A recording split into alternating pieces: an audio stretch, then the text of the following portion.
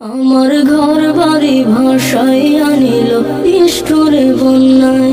আমার ঘর বাড়ি ভাসাইয়া নিল নিষ্ঠুরে বন্যায়। আমি যাইব কোথায়, আমি যাইব কোথায়, করব কি যে পাই না রে উপায়। আমার ঘর বাড়ি ভাসাইয়া নিল নিষ্ঠুরে বন্যায়। আমার ঘর বাড়ি ভাসাইয়া নিল নিষ্ঠুরে বন্যায়। কাইরা নিল সুখের স্মৃতি, দুঃখ দিয়া মনে। নিঃস্ব আমায় কইরা গেল, বলবো তাকার।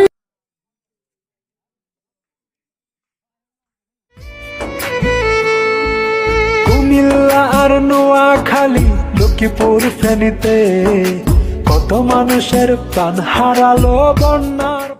ওই যে ফেনী, নোয়াখালী, কুমিল্লার মানুষ পানির মধ্যে থাকিয়ে কেমন হাউমাউ করে চিল্লায় বাঁচাও।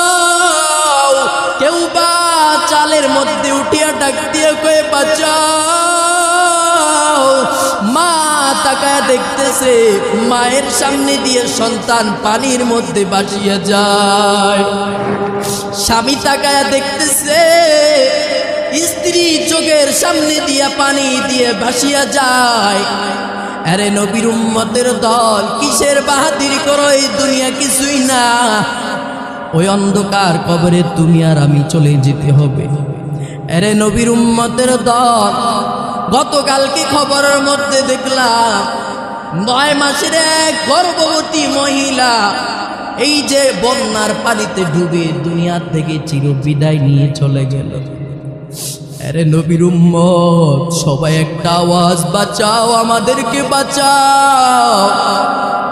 আবার দেখলাম মাইকের মধ্যে এলান হয়, কে কোথায় আছো, সবাই সবাইকে মাফ করে দাও। মনে হয় শেষবারের মতো দুনিয়ার থেকে বিদায় নিয়ে চলে যাব। কারণ যেই দিকে তাকায় পানি আর পানি। ফেনীর মধ্যে তাকায় দেখো লাশগুলা কিভাবে বেশে বেশে চোখের মধ্যে আসতেছে। তাকায় দেখলাম কত মানুষ লাশ নিয়ে ঘুরতেছে, কিন্তু একটু মাটি পাওয়া যায় না কবরস্থ করার জন্য।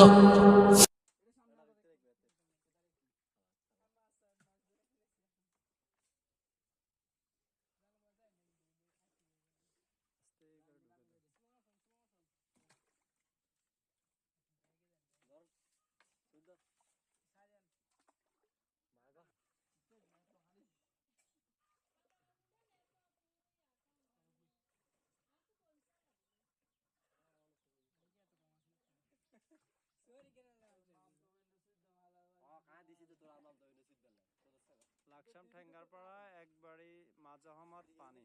এদিকে এখনো পর্যন্ত কোনো ত্রাণ সামগ্রী বিতরণের কাজ চলে নাই, কেউ আসে না এদিকে পানি অটাল বেশির কারণে। কিন্তু এই জলা অঞ্চলে মিজানুর রহমান সুমন ভাইয়ের উপহার সামগ্রী পৌঁছে দেওয়ার জন্য কাজ করতেছি আমরা দিন রাত 24 ঘন্টা।